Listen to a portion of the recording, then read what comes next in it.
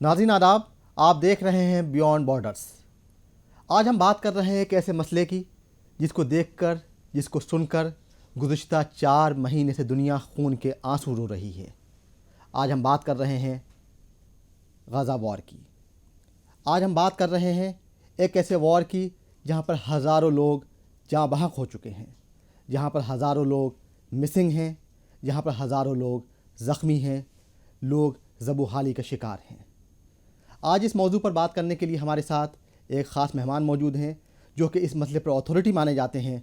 हमारे साथ मौजूद हैं प्रोफेसर अर्शी ख़ान, जिनका ताल्लुक़ department of political science Aligarh Muslim university से है और मशरिक़ वस्ता के ऊपर आप एक अपनी ख़ास निगाह रखते हैं, ख़ास पकड़ रखते हैं। इसराइल और फ़िलिस्तीन का जो वॉर है वहाँ पर किस तरह से ह्यूमैनिटेरियन क्राइसिस क्रिएट हुई है, इसको लेकर हमने एक ख़ास रिपोर्ट तैयार की है। सबसे पहले देखते हैं मुनसिफ टीवी की ये ख़ास रिपोर्ट। गजा गजा गजा, दुनिया के एक एक गोशे से इंसानी इक़्तिदार पर यकीन रखने वालों की आवाज तसलसल के साथ उठ रही है, फरियाद की जा रही है और मुख्तलिफ मुल्कों के हुक्मरानों का ज़मीर झंझोड़ने की कोशिश की जा रही है, मगर अब तक कोई नतीजा बरामद नहीं हुआ है।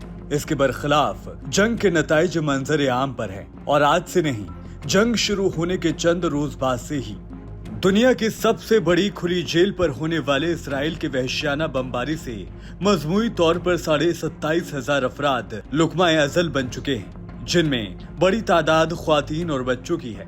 ये इसलिए हुआ है कि हथियारों पर यकीन रखने वाले और उन्हीं की परस्तिश करने वाली ताकतें इंसानी दर्द को नहीं समझ सकती।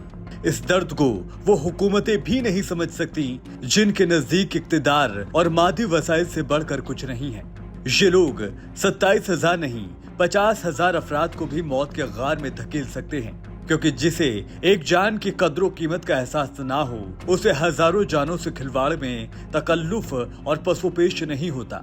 यूनिसेफ की जानिब से मौसूला इत्तला के मुताबिक गजा में कम अज कम 17,000 बच्चे ऐसे हैं जिनका कोई सरपरस्त नहीं है। इनके सरपरस्त या तो फौत हो चुके हैं या नामालूम जगह पर पनाह गुज़ीन हैं। इन्हें ढूंढ निकालना फिलहाल मुमकिन नहीं है। चारों तरफ मलबा है, इजरायली बमबारी हुनूस जारी है, लोग परेशान हैं, खाने की चीजें और पीने के पानी की कमी है।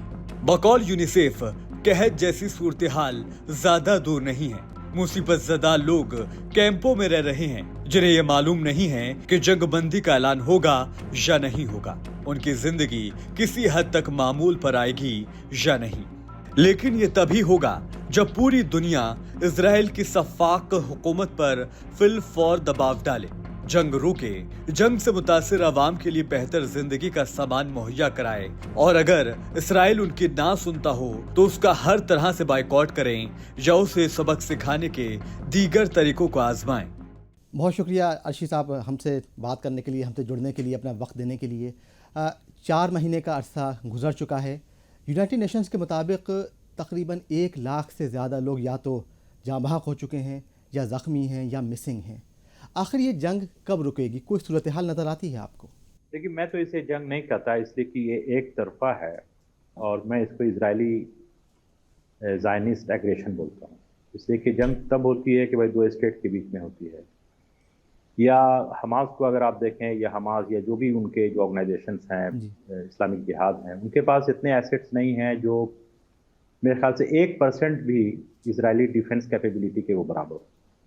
तो एक तरफा हमला है और ये हमला जो है सिर्फ फ़र्क ये है कि जो पहले जो हमले होते थे वो 50 दिन के लिए होते थे, 52 डेज़ के लिए, 13 डेज़ के लिए, 2 वीक्स, 4 वीक्स या 4 दिन के लिए होते थे, और उसमें इतने एक्सट्रीम, बहुत ज़्यादा जो एक्सप्लोसिव जो कंटेंट था वो इस्तेमाल नहीं होता था।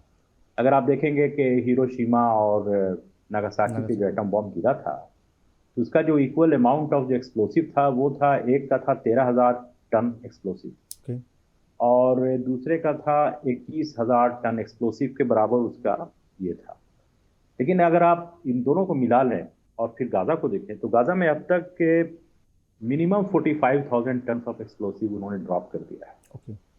और जो डेली का टारगेट है वो करीब 400, 450, 500, 550, ये इनका डेली का टारगेट है और इस तरह के टारगेट्स पहले कभी नहीं थे। तो ये जो अभी हमला है इजराइल का, मैं ये समझता हूँ कि काफ़ी डेडली है और इसका जो मकसद है वो पूरी तरह से जो पैलेस्टीनियन रेजिस्टेंस है उसको तबाह करना है, पूरे मतलब पुल को डी इंफ्रास्ट्रक्चराइज जो बोलते हैं, जो इंफ्रास्ट्रक्चर था वहाँ पे उसको बिल्कुल तहस नहस करना है। जी।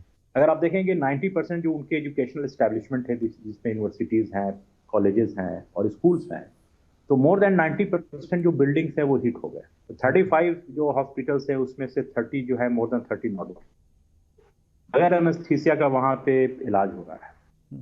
अगर पैलेस्टीनियन से आप पूछें तो वो बोलेंगे वी डोंट नो टुमारो।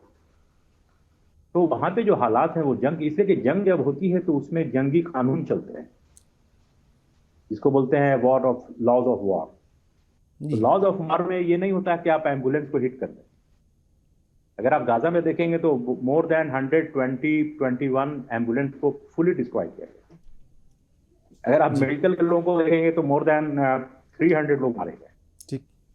पूरे सेकंड वर्ल्ड वॉर में जो जर्नलिस्ट की मौत हुई थी वो 63 थी, और जो सेकंड वर्ल्ड वॉर हुआ था वो 39 और 45 के बीच में हुआ था। जी। अगर आप गाजा में देखते हैं तो आज की डेट तक 123 जर्नलिस्ट मारे गए, मतलब पर डे 1 जर्नलिस्ट मारे गए। ओके। तो हमें ये लगता है कि जो इजराइल को अचीव करना था उसने टेक्निकली अचीव कर लिया है, लॉजिकली नहीं किया है। टेक्निकल ये है कि हमें उन्हें बर्बाद करना है, इकोनॉमिकली, इंफ्रास्ट्रक्चर, मटेरियल, फिजिकल, वो उन्होंने तबाह किया। उन्होंने रोड तक उखाड़ दिए। बुलडोजर से आप जाते हो कि मकान गिराए जाते हैं, रोड नहीं उखाड़े जाते, उन्हें रोड को भी उखाड़ दिया। अब उनके पास कुछ बचा नहीं, और जितने भी जो बेसिक चीजें थी, जो आपके वाटर है, सैनिटेशन है, बिजली है, इस सबको तबाह किया उन्होंने।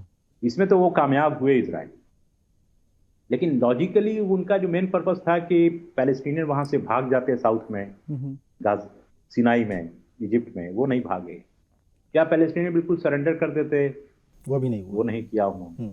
और जो वहां पे रेजिस्टेंस का मतलब ये है कि इजराइल ने जो कब्जा कर रखा जमीन को वो आप खाली कर दें। भाई हमास का यही डिमांड है। हमास इसलिए नहीं लड़ा कि वो यहूदी हैं जी।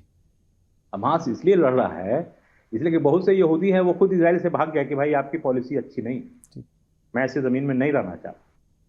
इनके पास शर्म हया थी, जो इंसाफ वाले थे, वो इसलिए लड़ रहे हैं कि उनकी जमीन को कब्जा किया हुआ है। आपने किसी को मकान दिया किराए पे, तो भाई मजबूर लोग हैं। तो 1916 में लोग वहां पे आना शुरू हुए, 1916 में, 17 में। अब उन्होंने अपने मकान दिया किराए पे, उन्होंने कहा मेरा घर, आप घर से निकलो। अगर वो मकान मालिक बोलता है भाई कि आप ये मेरे घर को कब्जा किया, तो आप उसको क्या बोलेंगे? गोवा जो है 1947 में आजाद नहीं हुआ था, ठीक, और पौंडीचेरी भी 1947 में आजाद नहीं। बिल्कुल। पौंडीचेरी फ्रांस के अंडर में था। अगर फ्रेंच लोग बोलते कि नहीं भाई हम तो यहीं रहेंगे, मुझे बड़ी अच्छी लगती है, और 400 साल पहले हमारे लोग थे फॉर एग्जाम्पल, तो अगर पौंडीचेरी के लोग उनसे लड़ते जी, तो हमें टेरिस बोलते क्या? उसी तरह से पुर्तगीज गोवा में थे, वो कहते एक बड़ा अच्छा बीच है, मैं छोड़ के जाना नहीं चाहता जी। तो उनकी जमीन है। ये गांधी ने कहा था 1938-39 में कि as Britain belongs to British, Palestine belongs to Palestinian. Arshit, अब इसमें तो कोई शुबा नहीं रह जाता है कि कहीं ना कहीं इजराइल जो है वॉर क्राइम्स का मुर्तकिब है, और जीनोसाइड को लेकर इंटरनेशनल कोर्ट ऑफ जस्टिस में मामला भी चल रहा है। 6 जो रिकमेंडेशन, जो 6 प्रोविजनल मेजर्स दिए हैं ICJ ने, क्या लगता है क्या उस पर कुछ अमल दरामद हो सकता है इजराइल की जानिब से? देखिए, इसराइल ने उसमें फ़र्क किया है कि वहाँ पे जो ह्यूमैनिटेरियन एड थे उसमें थोड़ा सा इजाफा हुआ है, और जो इजराइल की शिद्दत थी किलिंग में थोड़ा सा उसमें कमी आई है। ओके। लेकिन इजराइल पे मोरल प्रेशर काफ़ी आया है, इसलिए कि ICJ तो पैलेस्टीन का है नहीं। बिल्कुल। अच्छा, वहाँ जो लोग केस लेके गए वो भी पैलेस्टीनियन नहीं है, मुसलमान भी नहीं, अरब भी नहीं, वो साउथ अफ्रीका के। बिल्कुल। तो इसका हमें लगता है कि काफ़ी प्रेशर पड़ा है, और इजराइल में खुद काफ़ी तनाव है लोगों में, इंक्लूडिंग मैं तो ये भी सुनता हूँ कि जो आपके बीबी नेतन्याहू हैं, बेंजामिन नेतन्याहू, वो चाहते हैं कि हम वहाँ पे सीज फायर करें, लेकिन उनके जो एक्सट्रीम राइट विंग ग्रुप है ना, जो एक बहुत बड़े जो है गद्दार आदमी है जिन्होंने कहा था कि इसको एटम बम मार दो, वो तो खुद यूक्रेन का है, वो जो वहाँ पे आ गया है। तो उनका प्रेशर है कि नहीं, हमें बिल्कुल इनको खत्म करना है। मतलब खत्म करने का मतलब यह है कि ये सब ह्यूमन है, इनको बिल्कुल आप मार दीजिए जी। दूसरी वहाँ चीज हो रही है कि अब तो देखिए वार से लोग वो वेपन से मर रहे हैं, लेकिन अब वहाँ पे बीमारी से लोग परेशान। बिल्कुल बिल्कुल। भाई 45,000 2 हफ्ते पहले 4,500 सिर्फ स्टूडेंट जो रजिस्टर्ड थे वो मारे गए। हम्म, मैं बिल्कुल डेटा आपको दे रहा हूँ ये। जी। और जितने म्यूनिसिपल बिल्डिंग्स थे, म्यूनिसिपल बिल्डिंग में क्या था, पुलिस था और क्या था, वाटर था, सैनिटेशन था, इलेक्ट्रिसिटी था। मोर देन 60% इन्होंने तबाह कर दिया उसको। जी। तो आईसीजे का काफी इम्पैक्ट तो मोरल तो है। जी। मुझे लगता है कि इससे कुछ और आगे चीजें, इसलिए कि इनका केस जो है वो आईसीसी में भी चल रहा है, इंटरनेशनल क्रिमिनल कोर्ट में जी। चल रहा है। बिल्कुल बिल्कुल। और बहुत सारे रिपोर्ट्स भी आए हैं। जी। मैं आपको बताऊं कि 1948 में जो नकबा हुआ था, हम्म। नकबा का मतलब कि पूरा डिस्ट्रक्शन जो हुआ था इनका, जी। कैटेस्ट्रॉफी। तो एक साल में इन्होंने करीब 7.5 लाख लोगों को 400 से 500 गांव से वहां से निकाल दिया था। हम्म। उसमें से कुछ लोग जो है वो गाजा में बसे हुए। ओके। आईसीआरसी की रिपोर्ट थी 1948 की, ओके। जिसको क्लासिफाई कर दिया गया था। हम्म। 500 पेज की रिपोर्ट है। वो रिपोर्ट जो है रिलीज हुई 1996 में। हम्म। तो उसमें ये दिया हुआ था, इन्होंने कंसंट्रेशन कैंप भी बनाया था वहां। हम्म। इजरायली के 22 कंसंट्रेशन कैंप थे जिसमें पैलेस्टीनियन को रखा गया था। ओके। वो 1948 से लेकर 1955 तक फिर उन्होंने रिलीज किया, उनसे काम करवाया लेकर। बहुत सारी चीजें छुपी हुई हैं। मुझे लगता है कि आईसीजे जो है, जो फर्दर उसका जजमेंट आएगा, इसलिए कि जॉन मीशिमर आप जानते होंगे, जी। इंटरनेशनल नेशनल में बहुत बड़ा नाम है उनका बिल्कुल। यूनाइटेड स्टेट्स में। उन्होंने कहा कि जो पहला 2 महीना था वो वार क्राइम का था, और 2 महीने के बाद जो इसराइल कर रहा है वो जेनोसाइडल है। ओके। और आप जानते हैं कि इकोनॉमिक जेनोसाइड जो था जी। वो तो 17 साल से चल ही रहा था।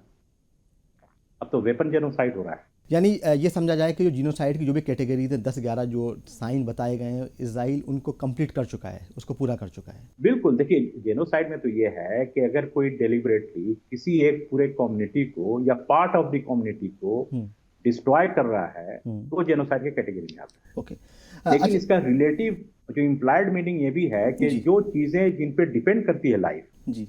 अगर आप उसको डिस्ट्रॉय कर रहे हैं, जैसे हॉस्पिटल्स को आपने डिस्ट्रॉय कर दिया, ओके। आपने एम्बुलेंस को डिस्ट्रॉय कर दिया, जी। या कम्युनिकेशन को कर दिया, तो वो भी सब्सिडियरी एस्पेक्ट है जेनोसाइड का। भाई जैसे बिल्कुल। कि कहीं पे बॉम्ब हुआ, लोग सिविलियन वहां पे जख्मी हैं, जी।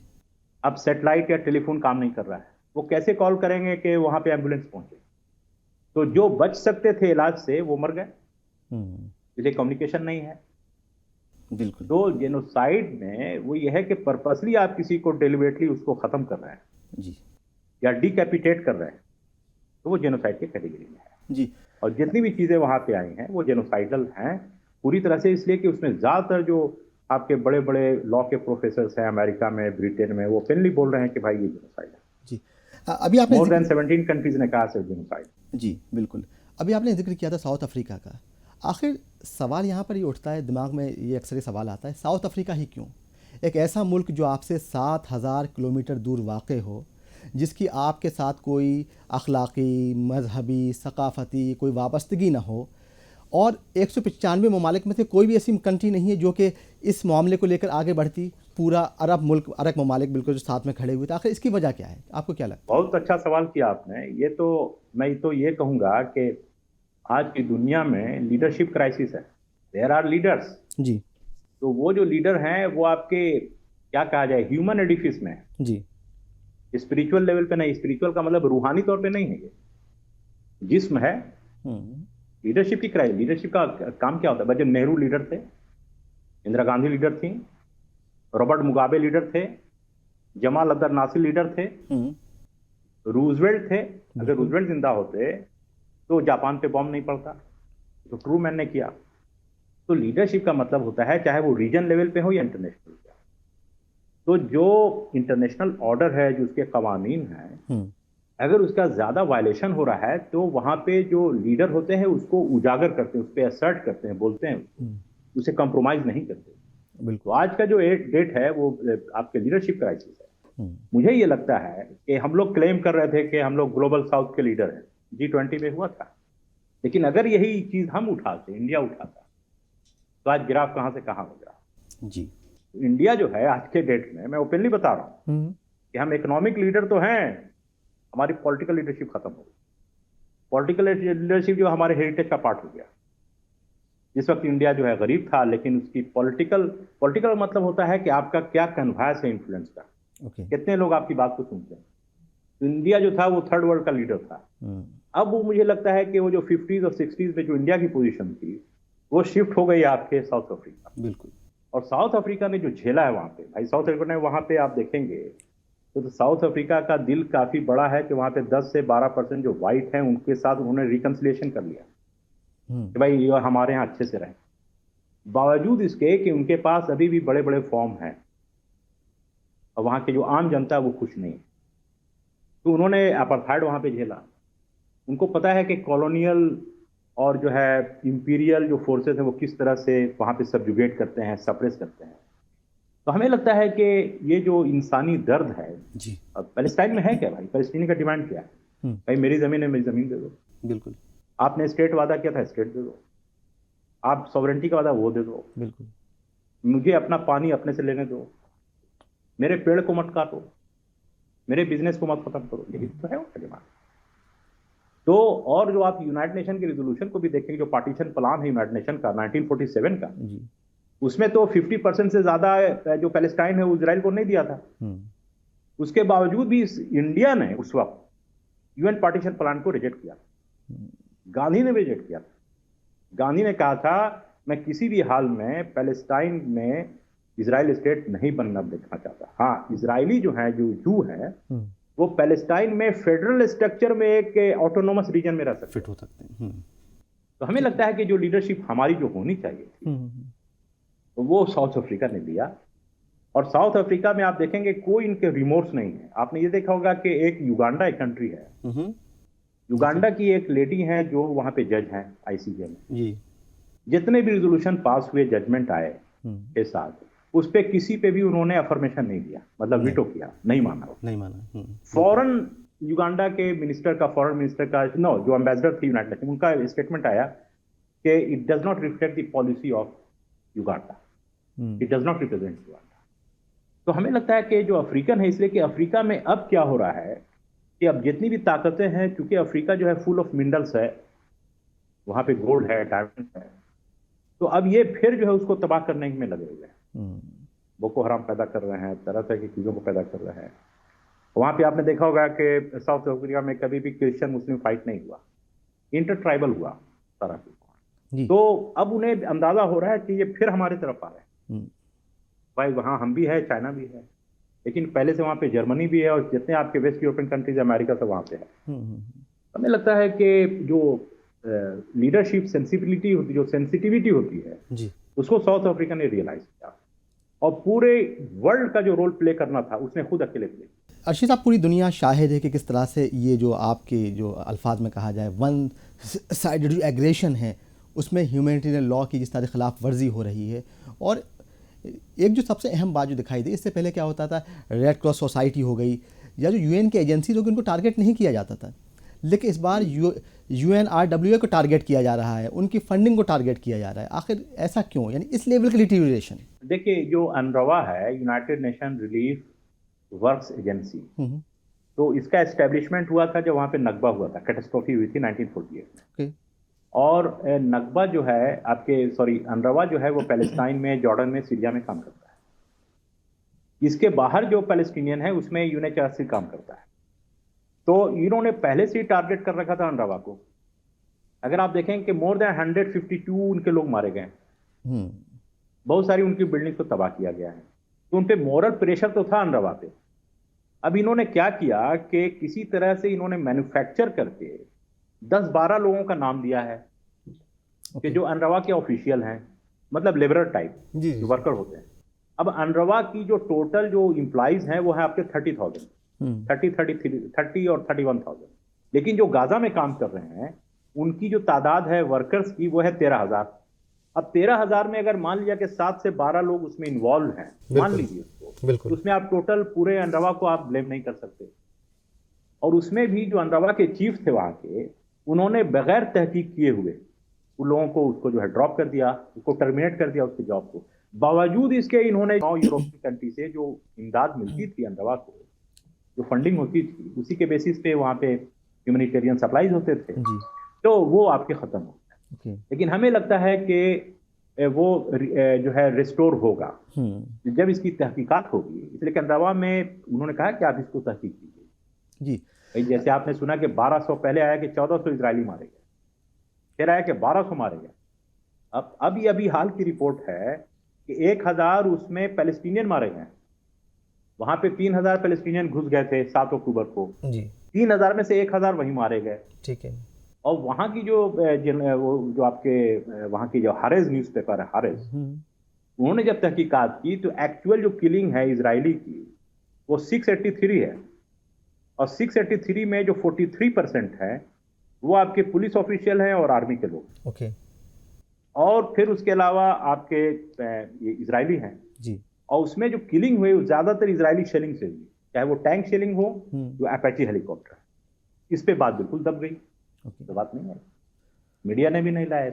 अभी आपने जिक्र किया था कि इसराइल का एक मकसद है पैलेस्टीनियन रेजिस्टेंस को पूरी तरह से तबाह करना, लेकिन हमास तो अभी भी जो है फाइट कर रहा है ना, 4 महीने हो गए। आखिर ये चीज़ें कहाँ से आ रही हैं, ये रिसोर्सेज कहाँ से आ रहे हैं? अब तो ये भी एक क्लेम कर रहे हैं कि ये जो है वो रिफ्यूजी नहीं है। इनके फोर फादर्स रिफ्यूजी थे जी। ये नहीं है। आपने कहा कि रेजिस्टेंस क्यों है। देखिए एक जमाना था जब पीएलओ रेजिस्ट कर रहा था। ओके। जब पीएलओ ने कंप्रोमाइज नहीं किया था तो उनको टेररिस्ट बोला जाता था। जब उन्होंने कंप्रोमाइज कर लिया तो उसको मान लिया। जब उन्होंने ये उठाया कि भाई अब हमें, इसलिए कि एक्चुअली जो पीस प्रोसेस हुआ ओस्लो और मैद्रिद 1991-93 में, उसके तहत 1999 में पैलेस्टीनियन स्टेट को वजूद में आ जाना चाहिए था। जी जी। तो 99 में वजूद में आ जाना चाहिए था। जब पीएलओ ने ये कहा कि भाई आप गलत कर रहे हैं, तो फिर पीएलओ बदनाम हो गया। जी। तो जब पीएलओ नाकाम हो गया तो 1987 में हमास पैदा हुआ। जी। और हमास का जो रेजिस्टेंस है वो उनके फैक्ट्रीज हैं। जी। भाई अपने लेवल पे वो छोटे छोटे जो है वो इस्तेमाल अपने वेपन्स को उसको कर रहे हैं। हो सकता है कि उसमें ईरानियन टेक्नोलॉजी हो सकता है उसमें सीरियन टेक्नोलॉजी हो, लेकिन अगर आप कंपेयर करेंगे तो टेक्नोलॉजी का जो कैपेबिलिटी है वो 1% भी नहीं इजराइल का, इज 99:1। अर्शीद सर, एक आखिरी सवाल, उसका मैं मुख्तसर जवाब चाहूँगा। आपकी नज़र में, चूँकि आपने इस इशू को काफ़ी गहराई से समझा है, देखा है, इस सिचुएशन का एक आइडियल फ्यूचर क्या हो सकता है? क्या 2 स्टेट जो सॉल्यूशन है ये इसका कोई वाकई में पॉसिबल है? अगर नहीं तो इसका अल्टरनेटिव क्या हो सकता है? देखिए 2 स्टेट, नेतन्याहू बिल्कुल तैयार नहीं है 2 स्टेट के लिए। जी। 2 स्टेट का बिल्कुल वो झूठा भरोसा दिया गया था। जी। एक्चुअली 2 स्टेट करेंगे कहाँ? पैलेस्टीन स्टेट कहाँ पैदा होगा? पैलेस्टीन कहाँ? गाजा जो ओरिजिनली इजिप्ट का है, बिल्कुल। West Bank originally West Bank का है, बिल्कुल। सॉरी जॉर्डन का है। राइट। तो जो इजराइल है वही पैलेस्टाइन है। भाई पैलेस्टाइन में जो यहूदी हैं उनको वहीं रखिए, जी। जो पैलेस्टीनियन है वो भी रहेंगे वहां पे। सबको इक्वल राइट दीजिए, इक्वल वोटिंग कराइए, और जिसकी मेजोरिटी ऑफ पार्टी उसकी सरकार बनेगी। सबके साथ एक ही रूल रहेगा, सबके साथ एक ही जो है पावर होगा, जो रियल डेमोक्रेसी होगी वो करें। जी।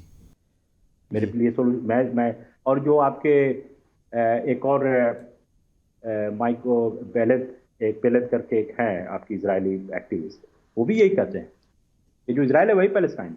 आप कहते हैं डेमोक्रेसी है, single democracy in West Asia, आप वहां पे इलेक्शन कराइए, सबको इक्वल राइट दीजिए, उसमें पैलेस्टीनियन भी हैं, आप भी रहिए जी। और सबके साथ एक इंसाफ। जी। इसलिए कि जो पैलेस्टीनियन है इनका ट्रायल होता है इजरायली मिलिट्री कोर्ट से, और जो इजरायली है इनका ट्रायल होता है सिविल कोर्ट से। जो कन्विक्शन रेट है पैलेस्टीनियन का वो है 97%, जो इजरायली है उनका कन्विक्शन रेट है 3%। तो जब इक्वल राइट होगा तो बहुत सारी चीजें सॉल्व हो जाएंगी। एग्जैक्टली। ये मेरा एक नाफिस स्टेटमेंट है, जरूरी नहीं कि ऐसा ही हो। बहुत शुक्रिया इस बहुत ही हसास, बहुत ही इस अहम इशू पर अपना पर्सपेक्टिव पेश करने के लिए। इन काफ़ी एनलाइटिंग डिस्कशन रहा। बहुत शुक्रिया सर वक्त देने के लिए। तो नाज़रीन, जैसे कि आप जानते हैं तकरीबन 4 महीने से ज़्यादा का अरसा बीत चुका है। अभी भी जो एक तरफ़ा एग्रेशन जारी है इसराइल की जानिब से, तकरीबन अगर अक़वाम मुत्तहिदा का जो आंकड़ा अगर देखा जाए तो 1 लाख लोग ऐसे हैं जो या तो जाँ बहक हो चुके हैं या फिर ज़ख्मी हैं। इंटरनेशनल कोर्ट ऑफ जस्टिस में ऑलरेडी इजराइली जिनोसाइड को लेकर सुनवाई चल रही है और जिसमें कि इजराइल से कहा गया है कि कुछ चीज़ें कही गई हैं उनको करने के लिए, लेकिन अभी तक फ़िलहाल उस पर कोई अमल दरामद होता हुआ नज़र नहीं आ रहा है। इसी के साथ ही आज का ये एपिसोड इख्तिताम पजीर होता है। इजाज़त दीजिए। आदाब।